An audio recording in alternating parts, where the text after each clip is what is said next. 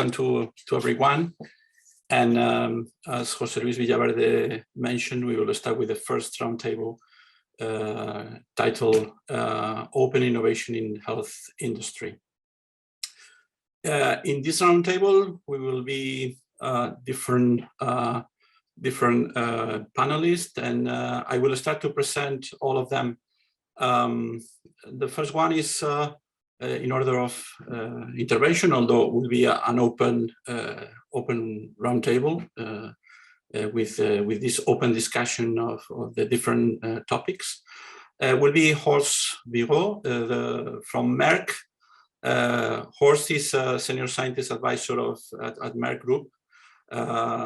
He got his PhD in biochemical engineering at the University of Birmingham in 2000. From 2000 to 2003, he was postdoctoral research at Immunogenetics. Now it's called Fuji Review Europe. And from 2003, he started with different positions at Merck as a senior scientist and scientific advisor. We have also Félix Calderón. He is the head of the Cantos Open Lab, GSK. He got his PhD in 2006 in chemistry, the National Council for Scientific Research, the CSIC. And he spent some time as a scholar in UCLA in 2006, and from 2007 he started with different positions as senior scientist and project leader of different projects at GSK. We have also Juan Buela. It's a journalist, but he changed gears a little bit to the MBA and the business from 2011, although he has some positions different pharmaceutical companies as a communication manager, and also with positions as a managing director at, as I said, at different pharmaceutical companies such as Progenica, Brainco, BioPharma, Oncomatrix, BioPharma, and right now is the manager of SunRock BioPharma. And finally, Esther Montero. She is the business development of GMP.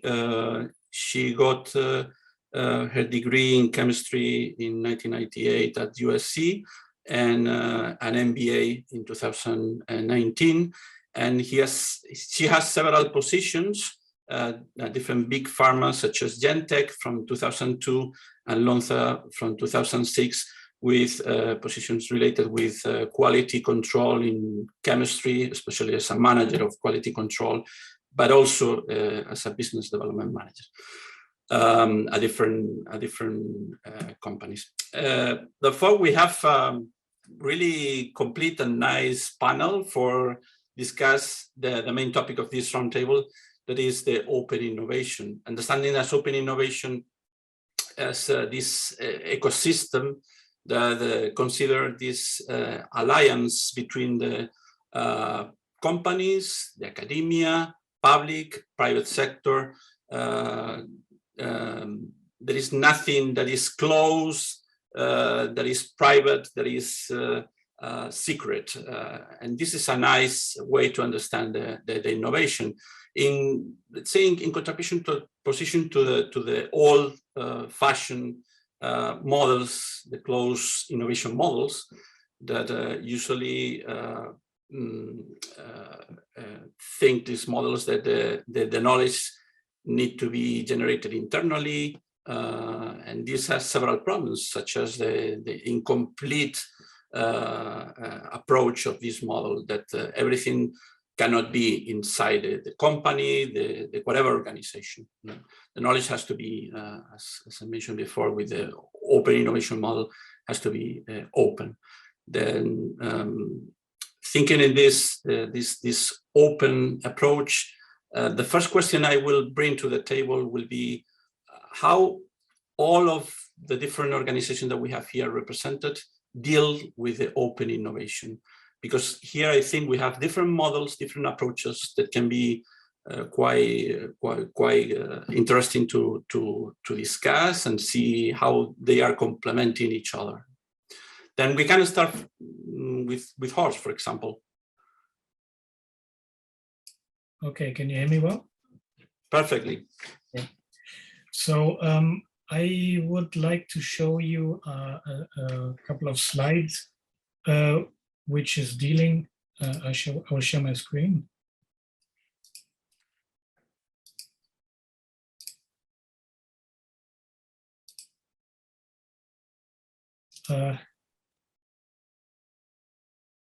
Just give me a second. I need to enable the sharing for this application. Sorry. No problem. There we go.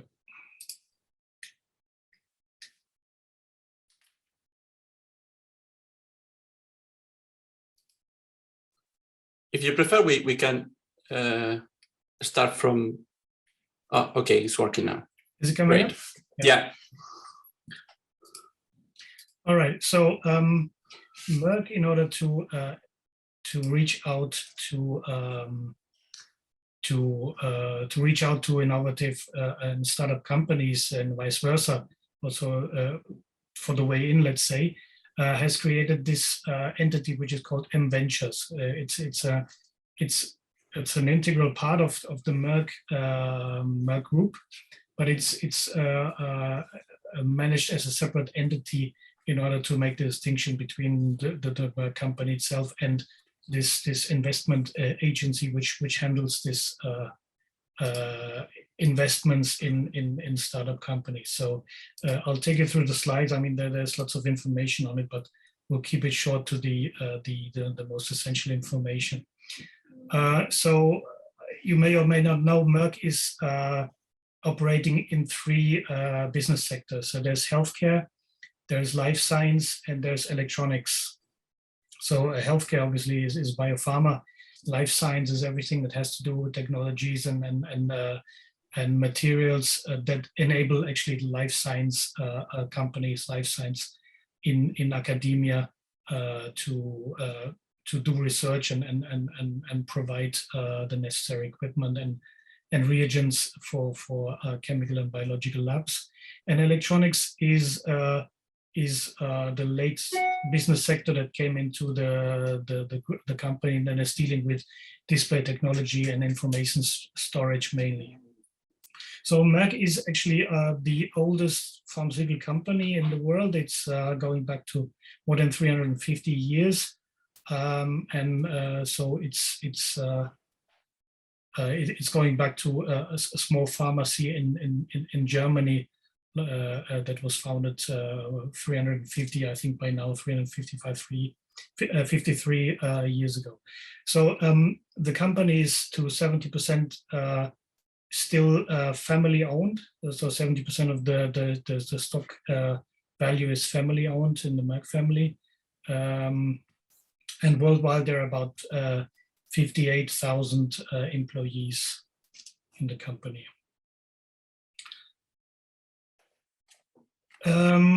Maybe we can skip over this one. Maybe just to mention that so far since its inception, Merk Ventures has supported more than 75 investments, 75 companies in four sectors. Obviously, what is the interest of Merk? Obviously, all the companies, all the pharmaceutical companies are interested in de-risking innovation by participating early in companies that come up with innovative ideas, and therefore, obviously, Merk always wants to ensure that there's what we call the foot indoor, and then therefore you have an early access to technologies that are in line with the company's strategy and with the company's interests. So obviously, the company is obviously pursuing also to have a return of the investment that is initially making, and therefore we're investing in companies that not only are in line with Merck's own strategic interest, but also where we see that there will be a return on investment in the medium to long term. This is what I just mentioned. So what the company is looking for is disruptive early stage technologies. So it doesn't have to be necessarily technology that is immediately ready to be marketed or immediately ready to be turned into a viable product, but also disruptive technologies that in the medium to long term will provide solutions that will be innovative. So also what is relevant is the high unmet need, obviously. And what I just mentioned, that the investment will also come up with the return of investment in long term. So these are the by now 4 sectors that M-Ventures is focusing on: healthcare, and in particular there in the pipeline of Merk, we have products focusing on oncology, immuno-oncology, immunology, fertility. As we all know, for the Spanish operations in Merk, there is the manufacturing of fertility and growth hormones, and also into novel modalities like bispecific molecules. In the life science side, obviously, as I mentioned before, we are focusing on technology, so reagents and everything that enables lab operations, lab equipment to be more efficient and to be more innovative. And then the electronic side, as I mentioned, semiconductors, new computing architectures and materials to provide such technologies. And the 4th sector that came to it is called frontier tech and sustainability. So this is a broader category. So these are the cross-sectional projects that don't fit singularly into one of the previous sectors, but are actually cross-cutting technologies between the different sectors. This is a slide which just summarizes a couple of projects from our track record. So maybe there's no need to go over that. Same here. As I just mentioned, so M-Ventures is part of is a department of Merk KGaA, so the Merk Group. The governance consists mainly of the investment committee, which basically makes investment recommendations based on their own research, but also on companies that approach M-Ventures with their ideas. So obviously, the strategic fit is of a major importance to the company, as probably to everyone who's making investments. I think this is more or less redundant information. Yeah. So this is what I wanted to present about Merk Venture. So Merk Venture is the entity that companies from the outside can approach for investment opportunities from our company. Okay, great. Probably we will go through it with some additional questions if we have time. Will we go to the next analyst? Is Félix Calderón from GSK. Thank you, José Antonio. So can you hear me well, right? Yes, perfectly. Yeah. So today I'm representing the GSK, but what I'm going to speak about is the Tres Cantos Open Lab.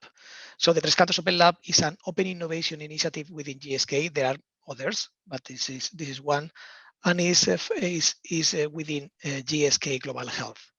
And the purpose is to help stimulate and accelerate the research on endemic infectious diseases.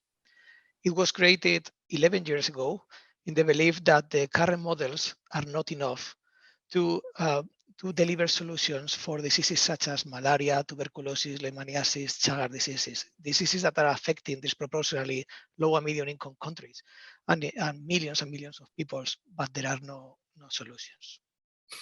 The Open Lab itself is a collaborative space. It's a collaborative space located at GSK R&D Tres Cantos, where GSK has an R&D site, in which scientists external to GSK, mainly academics, but it's open to anyone working in the field in endemic infectious diseases, are invited to come and access our platforms, technologies, and collaborate with our scientists in their own projects. The distinguished features between the Open Lab and other academy industry collaboration or other open innovation initiatives are mainly two.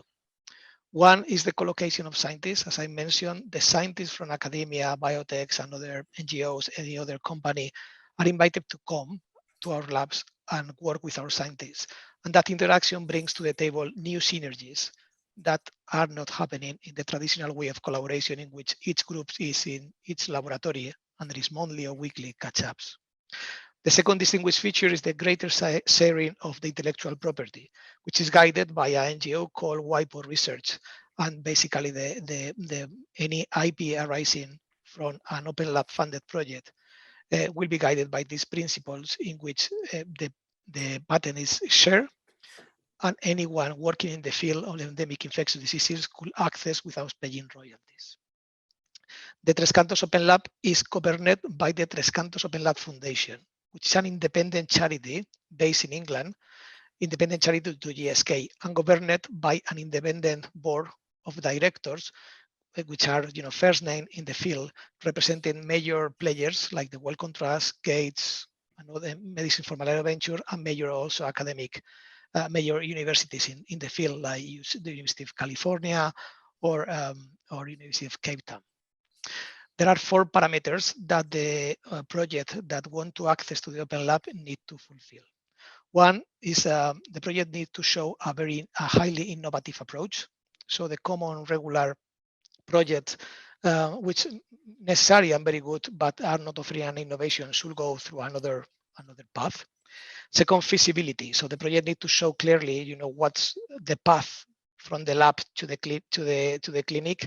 I mean, we know that might change in the future, that might change across the development process, but we need to show that there is a clear plan. Significance in the field. So there are great ideas that are more basic science. Here we are looking for new solutions. So it has to show that if the hypothesis is right, that's going to offer a new tool in the field. And finally, it had to fit the institution, the home institution that we call, need to be aligned with Open Lab policies regarding sharing of IP and also publications. This was created 11 years ago, as I said, and still today is very disruptive, because we are not speaking here about collaboration. We are speaking here about to bring academics to industry, open our labs and share and mingle, and mix with our scientists, which is still, quite disruptive, even 11 years ago. But I have to say, more than 100 projects has been approved, more than 120 scientists has visited Tres Cantos, and more than 50 publications are the legacy of this work. So looking forward for the roundtable. Thank you. Okay, thank you, Felix. This is open not just in one direction, both directions. Yeah, you have opened your doors also to the scientists. We will go now to Juan Buela from Sunraffy Pharma. Hello, good evening. Thank you, José Antonio. At SunRock, we consider that open innovation is the only way that a small company as SunRock can access to the highest level technology, knowledge, and products at the end that are now in the market.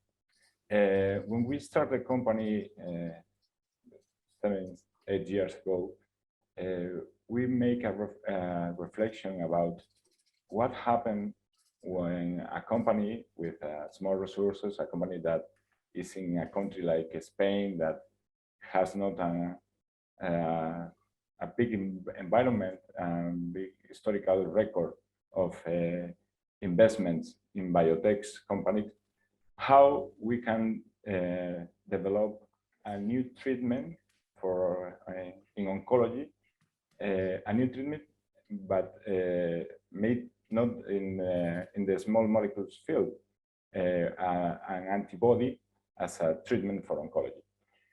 When we have been thinking about that, we understood that to access to the knowledge, at the end, to the capacities that a company that's tried to develop a new drug needs, you have two options. The first option is you have 10, hundreds, probably hundreds of millions. You can develop your own facilities. You can have your own personal working, and you are talking about hundreds of people and an investment that has a very, very important payment at the beginning of the company, but you have two impressive cost per year just to maintain that infrastructure.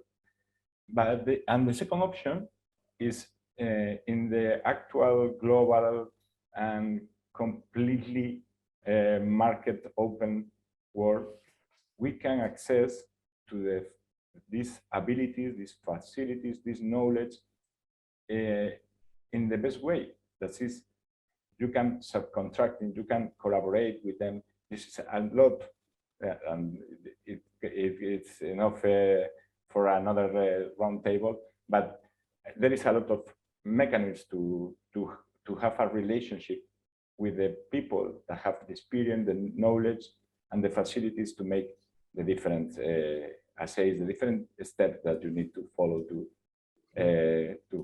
go with a new antibody treating patients in oncology. That at the end is the idea of the company.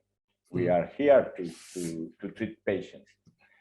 And in SunRock, we start with a very close collaboration with the Spanish Research of Council, and we license from them an antibody. We have another relationship with another group of investigation in the University of Stuttgart. They humanize the antibody.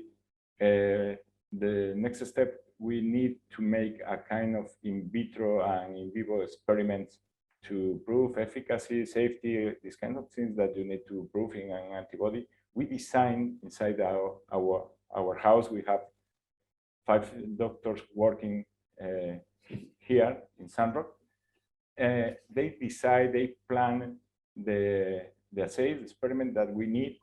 They look for the companies that can provide this kind of assays, and we subcontracting the assays. We receive the results, we analyze the results inside and with our external advisors, and we decide the next step.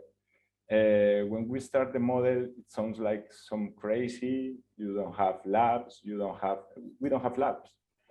You don't have labs. You don't have facilities. You are just people thinking and talking a lot of time by telephone with different companies.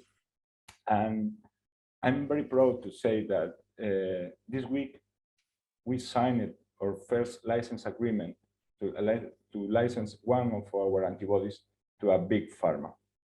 In just 8 years, with an investment in less than 4 million euros, and from Santiago de Compostela. We did it just because we believe that the open innovation is not an option. It's the way of life for this kind of company, for the small people that we live in a big world. We can access to the best and the best, the better in the best.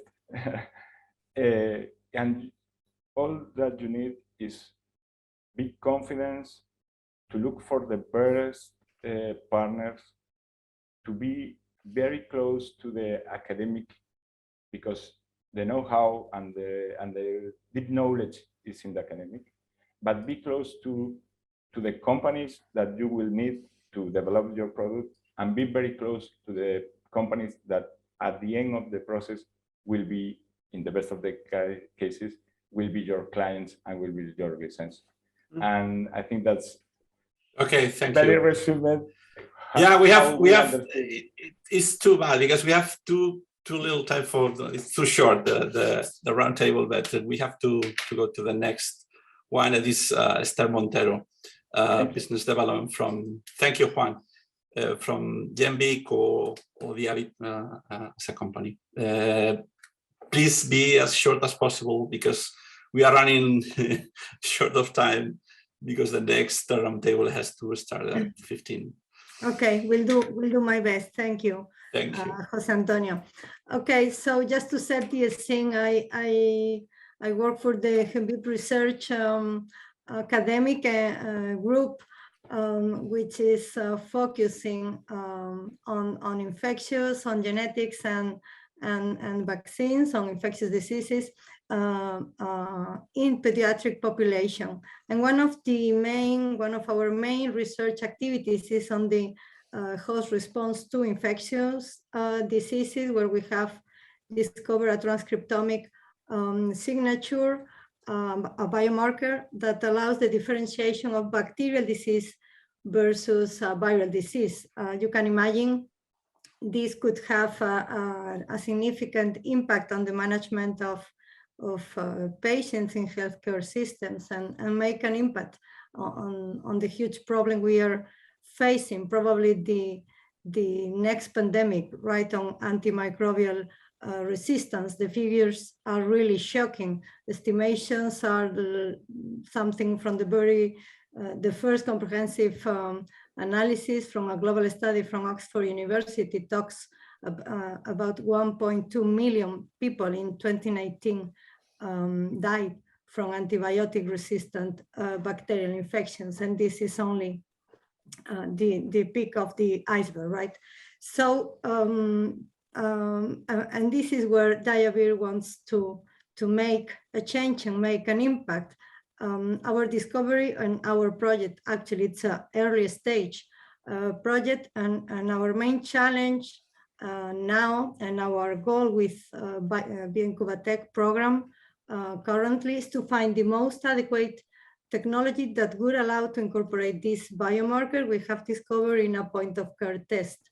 What we envision is a device that could be easily used in emergency settings or at the bedside of the patient. And here, precisely in this aspect, is where I think open innovation model is crucial for DIAVIR to progress through collaborative approaches and with partnership agreements with industry or with other public or academic entities. So this would allow us, the open innovation model and this context, this disruptive way to do things. This could allow access to the expertise we lack in the technological side for a proof of concept or a prototype device. And at the same time, since, as Juan already said, resources are very limited, we also need to access to funding streams and to market. We need the interface with users, with customers, and we are not able to do that. So this is something we lack as an academic, as a research group, and where I think the model of open innovation can make a significant difference for us and then for the science and finally for the patients. So I hope I think I was pretty short, but hopefully focused and of course open to questions and comments. Thank you. Thank you.